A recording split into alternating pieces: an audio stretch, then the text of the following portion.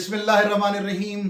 बहुत अरसे के बाद आप लोगों से बात हो रही है। मेरा ख्याल था कि प्ले ऑफ जब शुरू होंगे पाकिस्तान सुपर लीग सीज़न 7 के तो आपसे बात होगी, लेकिन मौजूदा सूरत हाल के अंदर आपसे बात करना मैंने बहुत ज़रूरी समझा, क्योंकि जब बात पाकिस्तान की निकलेगी और पाकिस्तान के वक़ार की निकलेगी तो फिर मुझसे खामोश ना रहा जाएगा और आपके जज्बात की तर्जुमानी करना जो मेरा पहले दिन से फ़र्ज़ है, आज मैंने फिर वही महसूस किया कि आपकी जज्बात की तर्जुमानी करूं। देखिए, होता क्या है, होता ये है कि जो कुछ भी जेम्स फॉकनर साहब के साथ हुआ, ये टेलीविजन स्टेशन पे, सोशल मीडिया पे, अखबारात के जरिए आपको सब पता चल गया। मैं उस डिटेल में नहीं जा रहा। मैं सिर्फ एक बात जानता हूं कि इस पूरे वाकये की जिम्मेदार एक दफा फिर पाकिस्तान क्रिकेट बोर्ड है। पीसीबी की वजह से आज ये वाकया हुआ है। अब आप हैरान होंगे कि ऐसा क्यों मैं कह रहा हूं। इसलिए कह रहा हूं कि अगर यही हरकत पाकिस्तान का कोई खिलाड़ी जाकर के बनाना रिपब्लिक में भी करता, छोड़ दो ऑस्ट्रेलिया, छोड़ दो इंग्लैंड, छोड़ दो इंडिया, अगर कोई ये हरकत बनाना रिपब्लिक में भी करता तो सरकारी मेहमान खाने में सैकड़ों दिन गुजारता।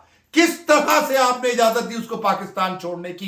क्यों उसके हाथ पैर जोड़ करके एयरपोर्ट लेके गए आप? पाकिस्तान क्रिकेट बोर्ड, तुमने पाकिस्तान की इज्जत की खातिर उस जाहिल इंसान को इस मुल्क से रवाना किया जिसने बल्ला उठा के फेंका शराब के नशे में। शराब उसको दी किसने थी? शराब क्यों हाथ पैर जोड़ते हैं हम इन लोगों के कि पाकिस्तान आओ और पाकिस्तान की इज्जत की धज्जियां बखेरो?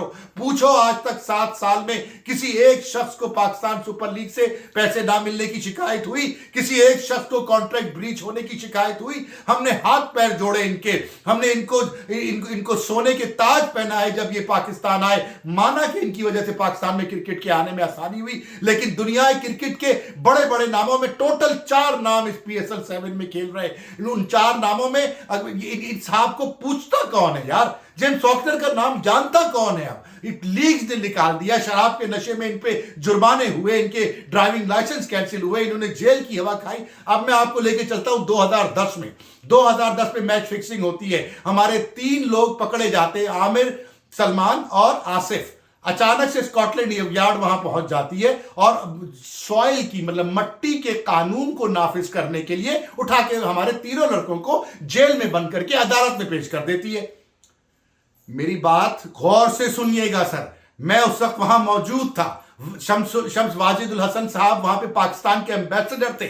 उनके कानों तक ये बात मैंने पहुंचाई थी कि लड़कों को फौरी तौर पे PIA में बिठाल करके पाकिस्तान भेजिए, पाकिस्तान के कानून के तहत इन पर कार्रवाई करिए। ICC की जो कार्रवाई है वो अलग है और जो करप्शन की कार्रवाई है वो अलग है, लेकिन स्कॉटलैंड यार्ड ने ये नहीं करने दिया, जेल में डाला हमारे 3 खिलाड़ियों को। बाद में जो ICC ने सजा दी वो कम दी, मेरे हिसाब से डबल सजा देनी चाहिए थी, लेकिन यही काम PCB को कल करना चाहिए था। हाथ पैर झाड़ के पीछे हट जाते कि साहब तुमने यहां बदमाशी की है, तुम्हारे बाप का मुल्क है, तुमने किसके ऊपर बल्ला फेंका था, तुमने किसके ऊपर हेलमेट फेंकी थी, तुम शराब के नशे में तुम इस पाकिस्तान कौम जिसने दिल अपना बाहर रख दिया, जिसने अपनी रातों की नींद तुम्हारे लिए हराम की, रमीज राजा साहब को सलाम, हमारी सिक्योरिटी फोर्सेस को सलाम, PCB के अहदेदारान को सलाम कि जिन्होंने इनके नखरे उठाने में कोई कसर नहीं छोड़ी। उन सब के ऊपर तुम थूक के चले गए और तो और FIA के मुलाजमीन के ऊपर चिल्ला रहे हो। तुम हो कौन यार? तुम्हारी औकात क्या है? तुम्हारे महल्ले के लड़के पहचानते नहीं तुम्हें गली में कोई एक प्याली चाय नहीं पिलाता।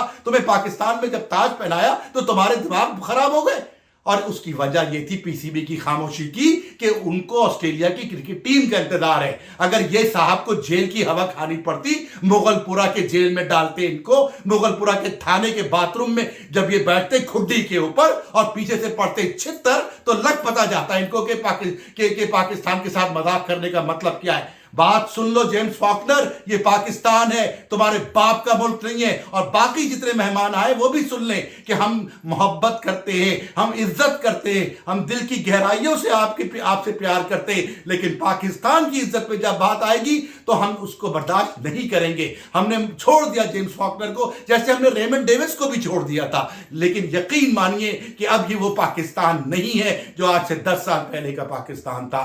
बहरहाल मैं ये समझता हूं कि पाकिस्तान क्रिकेट बोर्ड ने सियासत से काम लिया, थोड़ी सी समझदारी से काम लिया, लेकिन इस शख्स को जेल में डालना चाहिए था, बेशक 24 घंटे के लिए। मैं देखता कि ऑस्ट्रेलियन हाई कमिश्नर आके जेल के बाहर जमानत के कागजात लेके लाइन में लगा हुआ है। मैं देखना चाहता था कि ऑस्ट्रेलिया के अखबार इस जेम्स फॉकनर की सलाखों के पीछे की तस्वीरें छापते, लेकिन नहीं हुआ ये। वो जहाज के अंदर दाखिल हुआ, वहां भी बदमाशी की, वहां भी चिल्लाया, एमिरेट्स के स्टाफ ने उसको बुरा भला कहा, उसके बारे में कंप्लेन लिखी, और यह भी सुनने में आया कि उसको आइंदा एमिरेट्स में भी दाखिल होने के लिए इजाजत दरकार होगी। बहरहाल आप लोगों से फिर मुलाकात होगी।